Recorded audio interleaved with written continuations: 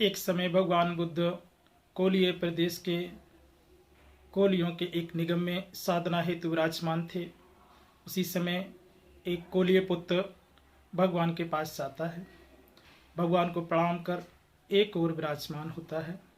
एक ओर बैठे कोलीय पुत्र भगवान से निवेदन करता है कि भगवान, हम गृहस्थ लोग काम भोगों से लिप्त हैं।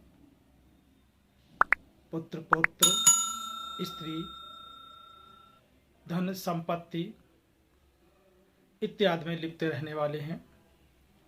सोना चांदी धन संपत्ति इत्यादि का संग्रह करना ही मेरे जीवन का लक्ष्य बन गया है। अनुकंपा करके भगवान हम जैसे लोगों के लिए भी कुछ धर्म उपदेश करें, जिससे हम जैसे गृहस्थों का जीवन यह जन्म सुखकर हो, हितकर हो। तो भगवान ने कोलीय पुत्र को उपदेश करते हुए कहा कि ये 4 धर्म किसी भी कुलपुत्र के आचरण करने पर इस जन्म में हितकर एवं सुखकर ही होते हैं।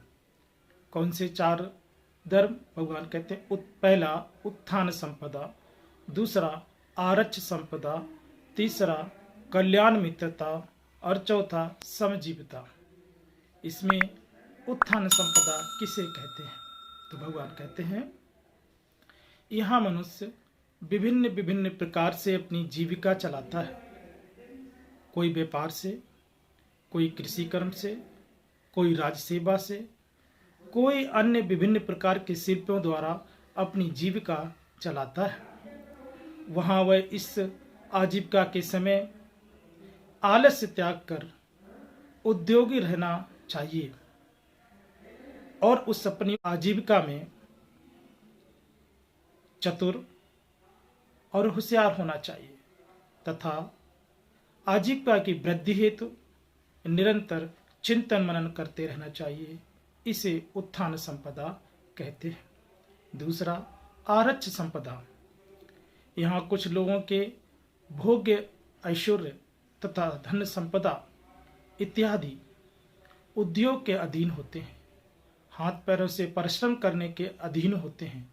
अर्थात वह उद्योग करके हाथ पैरों से परिश्रम करके ही ये भोग ऐश्वर्य और धन संपदा प्राप्त करते हैं। पसीना बहा करके वह धन संपदा प्राप्त करते हैं तथा धर्मपूर्वक आचरण के द्वारा यह भोग ऐश्वर्य प्राप्त करते हैं। इसलिए ऐसे लोग अर्जित धन की और रक्षा की व्यवस्था करते हैं, जिससे कि वह प्राप्त धन किसी भी विधि से नष्ट न होने पाए। अतः प्राप्त धन की रक्षा करना ही आरक्ष संपदा कहलाता है। तीसरा कल्याण मित्रता। कल्याण मित्रता किसे कहते हैं? तो भगवान कहते हैं कोई कुलपुत्र जिस ग्राम या निगम में रहता है वहाँ वह ऐसे लोगों के साथ संपर्क रखता है, उठता है, बैठता है जो श्रद्धालु, शीलवान है, त्याग में जीवन जीने वाले हैं तथा प्रज्ञावान है। ऐसे लोगों के साथ बैठता है, उठता है, संवाद करता है, साक्षात्कार करता है।